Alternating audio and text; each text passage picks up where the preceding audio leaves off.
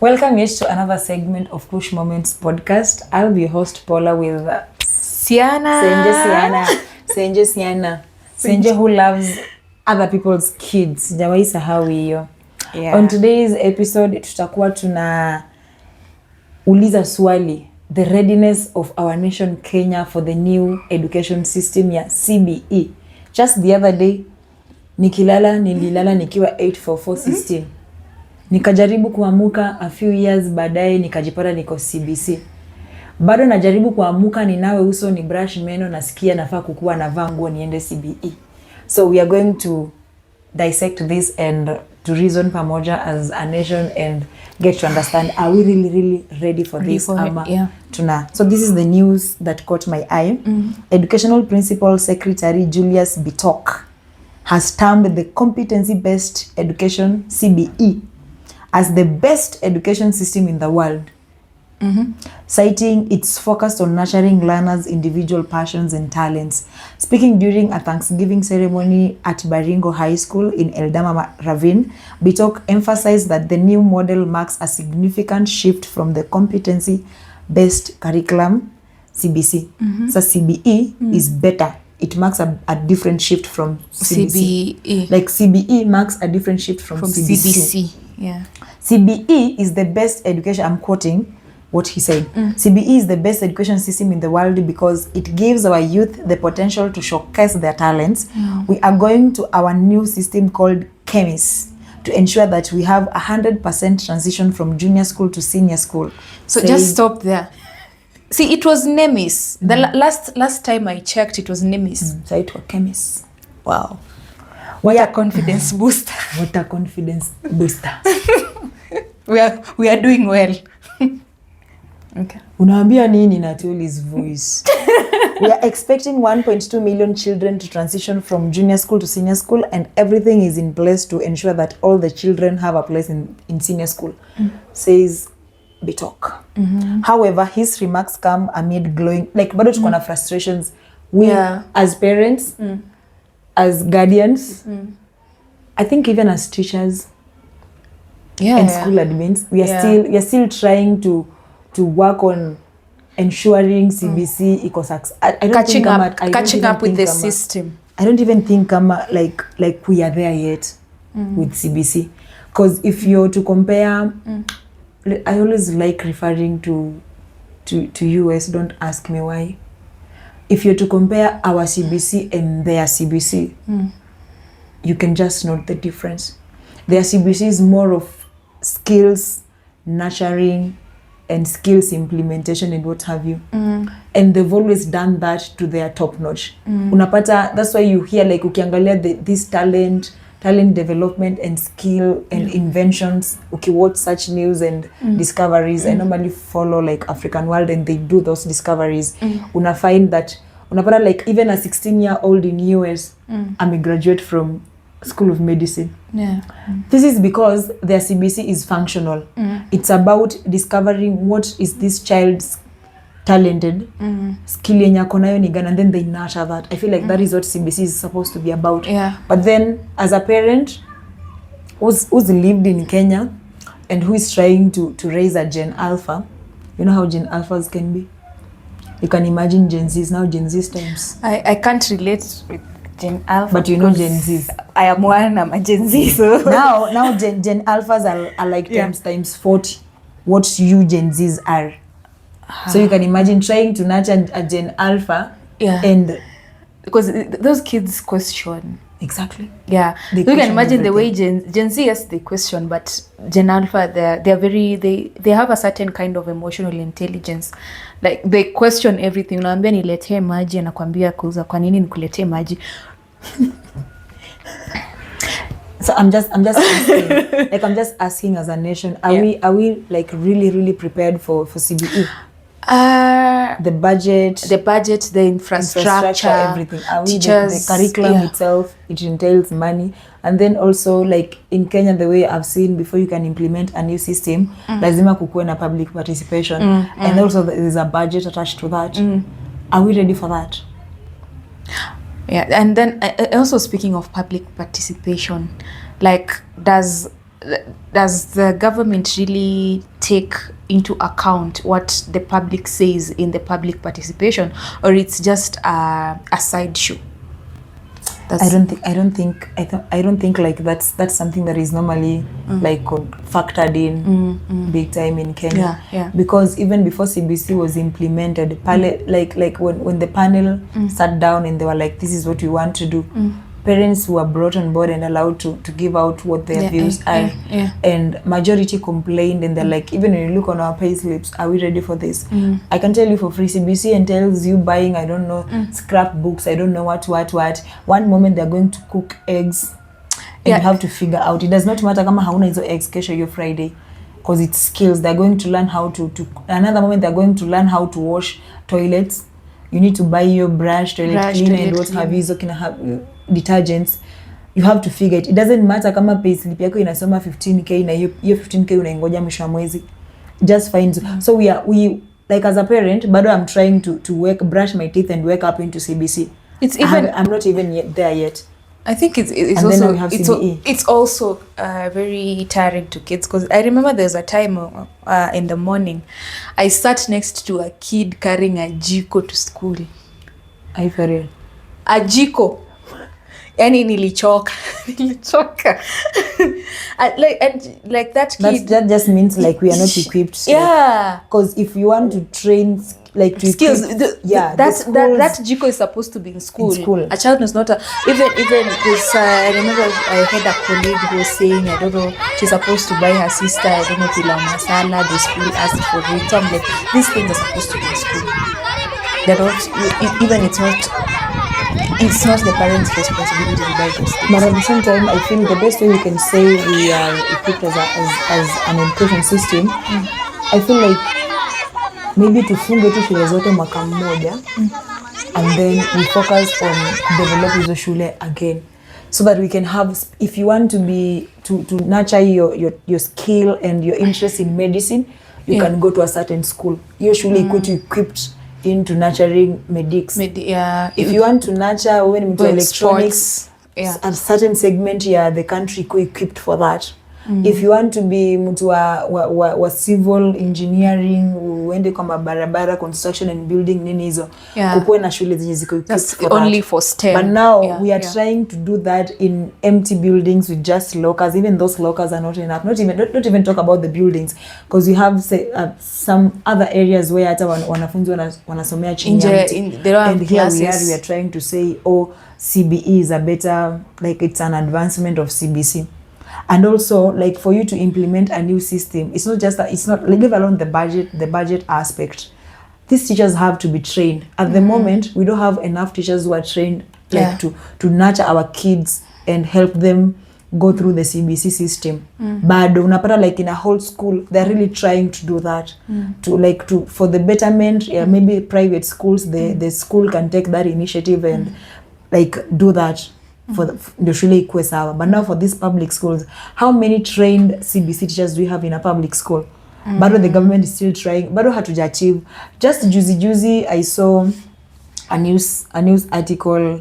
I think I was watching news, and then there was this news items stating that wenye wako form 4, saizi we still have those the last lot ya form 4, and then there is the last lot ya grade, I think the last lot ya grade 8, and then now kuanzia next year tuna hizo watakuwa na wana continue to junior high. They are likely to miss their final exams this year. Why? Because there was no budget allocated for that. And then here we are saying we figured out CBE is going to be better than CBC.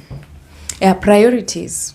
What priorities? So I don't know what priorities the government has in terms of the education sector. We're not even roasted, we are boiled. Today tumeboiliwa kwa chungu. Unajua chungu ile, yani ile pot ile traditional ile imetengenezwa na clay soil. Because look at the budget aspect ya kuequip hizo shule zikuwe na hizo infrastructure zote. Look at the training ya walimu. Curriculum has to be developed. Up to now, I don't think we've figured out curriculum ya CBC. Not yet. We are far from that. Still far from that. And then you're waking up and you're telling the parents and the whole of Kenya, we are transitioning to CBE. You feel CBE is going to be better. Yeah. And then like before we even like move from CBC now to CBE for our Gen Zs and then our Gen Alphas, I happen to be an 844 system person. Hatunanga mbiona maisha. Sisi ni wale tunachatingi na unatuma paragraph and then tunakwambia okay, ni sisi hawa 844 system. 844 system up to now, I was reading and these are the statistics I got. According to the Federation of Kenya Employers, although the overall unemployment in Kenya is at 12.7%, youths bracket 15 to 34 years old wanna form 35% of the Kenyan population that have unemployment rate of 67%. Imagine, sisi kama youths no tuna form like a highest percentage of unemployed people, and these are people who went through the 844 system. I feel like what is the criteria the government is using ama the education system inatumia to come up with a curriculum and to come up with a system ya kusema like this is best and fit for our children? Because why would you say CBE is going to be better if 844 never worked, 844 never guaranteed employment to our young people, it never supported innovations? Yeah. But then when these young people wakienda nje ya country yetu, they're able to transit into being great, the best innovators, the best medics, the best lawyers you can think of. But then wakirudi huku 844 bado haikuwork. How ukiangalia the statistics by the federal, wao wenyewe ndio wamefanya hiyo research and we find out like the rates of unemployment among young people iko juu sana kushinda any other person. So I feel like as a nation we shouldn't just wake up and say CBE is going to be the best system we need to implement so far. It's going to be an upgrade of CBC. We should focus on it. I think what you're saying is right, and also to add on to that, when implementing these systems, they should also look at the future trajectories of how are these people going to fit into the job market. Exactly. Are we just churning out people who are looking to be employed, or also are we promoting innovations among these young people? Are we just putting them in classes to kill their innovative abilities with just books? And I'm not saying books are, I'm not against books and all that, but I'm talking about when I'm in school.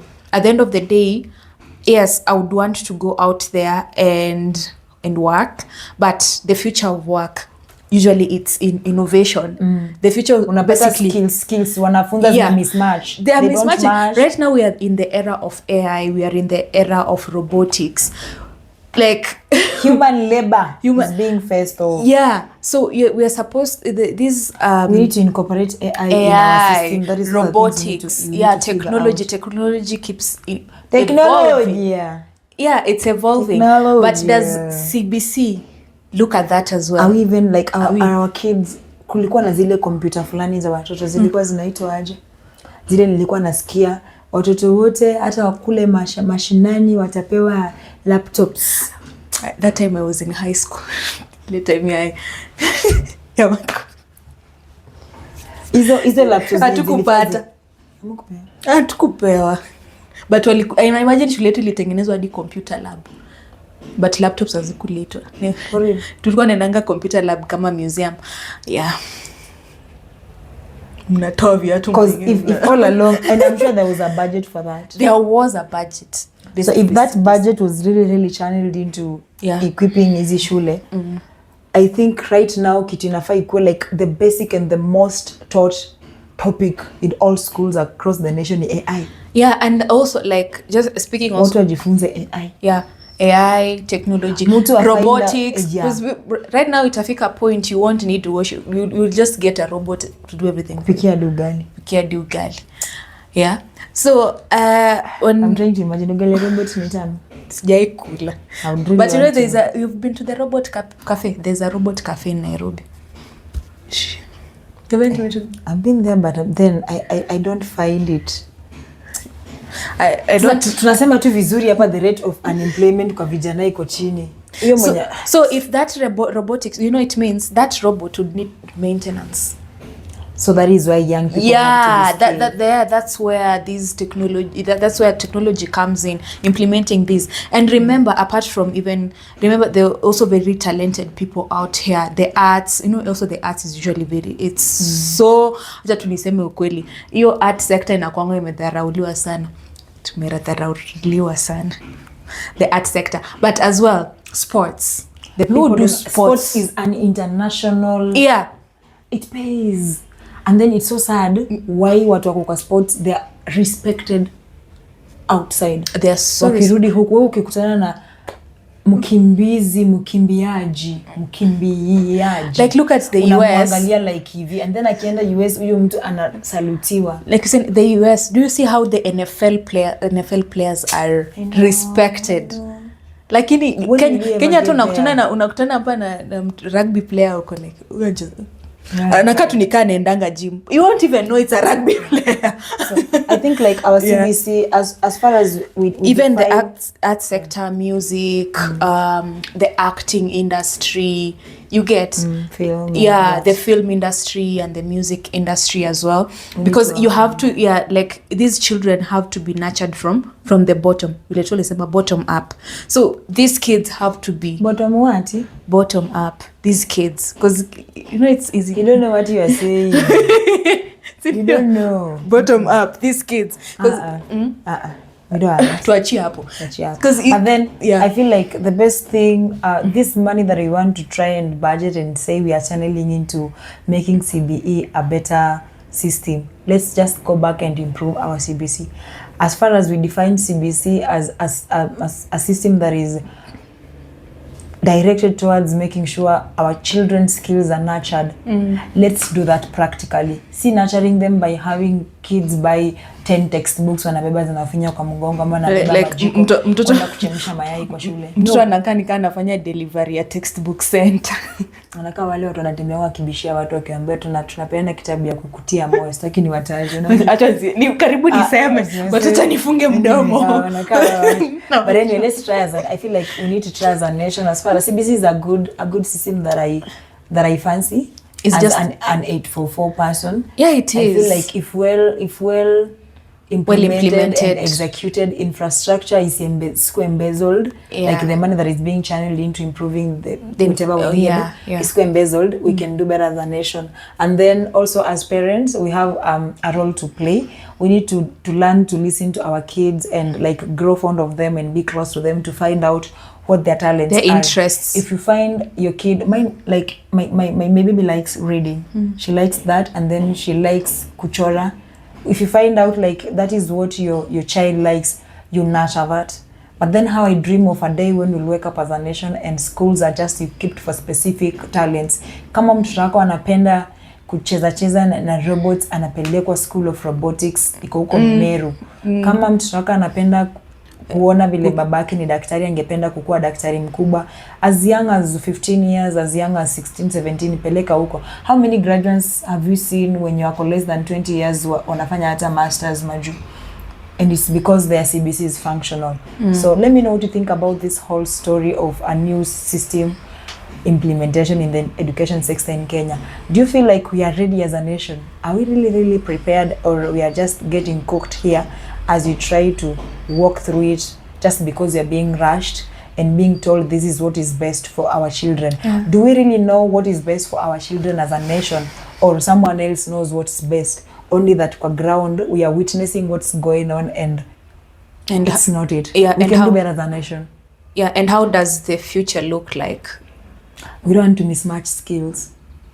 Industrialization bado inatendeka huku nje, and we don't want our children to miss out on that. We want them to be not just certified nationwide, but we want them to be internationally certified.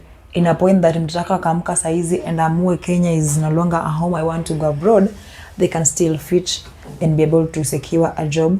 Because even in most superpower nations, kids don't just go through school to graduate and start job hunting. They find a job when they're still going through school. And why? It's because their CBC is functional. a particular company is able to note the talent and the skill, and they're able to employ your child and let them continue practicing and exercising these skills. Can we get to this point as a nation? Like encouraging innovation. Yeah, I feel we can as a nation. Yeah. So let me know what you think about this whole CBC, CBE 844. Do you feel like ama turiju 844? Jara saizi hatuna pesa ya exam ya watoto wenye wako grade 8 na form 4. I was your host Paula. Don't forget to subscribe to our YouTube channel with Senje Siana. No filters, Just vibes. Bye.